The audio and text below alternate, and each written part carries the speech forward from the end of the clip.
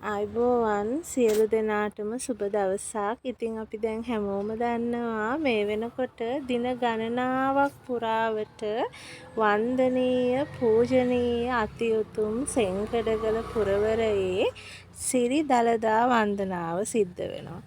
ඉතින් මේ සිද්ධ වෙන සිරි දළදා වන්දනාව දැක බලා ගැනීමට දිවයිනේ සෑම ප්‍රදේශයකින්ම අති විශාල දෙව් මිනිසුන් සංඛ්‍යාවක් ඇවිත් තියෙනවා.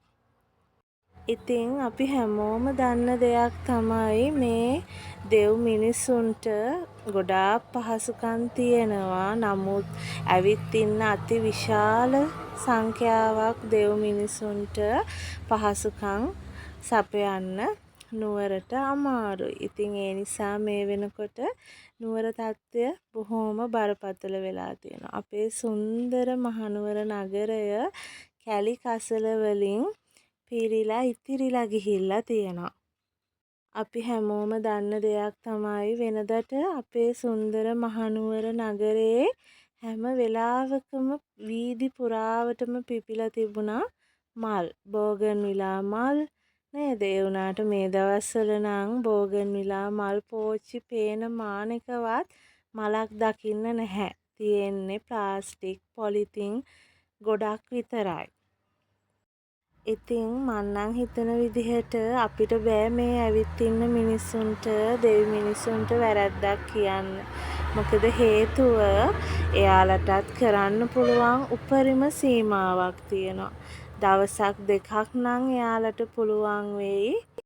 එයාලා මේ එක් රැස් කරගන්න මේ කැලි කසල අපද්‍රව්‍ය තමන් ළඟ තියාගන්න.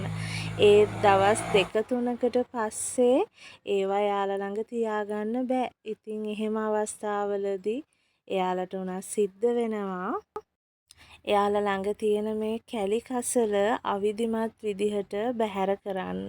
අපි හිතන්න ඕනේ එයාලා මේ ඉන්නේ අවුවේ අධික අවුවේ සමහර වෙලාවට බඩගින්නේ සමහර වෙලාවට අධික වර්ෂාපතනේ පැය 4-5 හිටගෙන වීදිවල නිදා ගන්න ගමන් තමයි යාලා මේ ඉන්නේ. හරියට සනීප ආරක්ෂක කටයුතු සිදු කරගන්න බැරුව වැස්සට තෙමිලා අවුවට වේලිලා හරියට මූණක් හොදගන්න දත් ටිකක් මැද ගන්න බැරුව ඉතින් ඒ වගේ තත්ත්වයක ඉන්න මේ දෙව් මිනිසුන්ට අපි වචනයක් කියලා වැඩක් නැහැ. එයාලට පුළුවන් උපරිමය එයාලා කරනවා. අපේ යුතුකම තමයි සෙංකඩගල පුරවරයේ මිනිසුන් විදිහට අපිට කරන්න තියෙන අපේ යුතුකම මේ එකතු වෙලා තියෙන එක්රැක්ස් වෙලා තියෙන මේ සියලුම පොලිතින් ප්ලාස්ටික් ඇතුළු මේ අපද්‍රව්‍ය අපි විසින් ඉවත් කරන එක.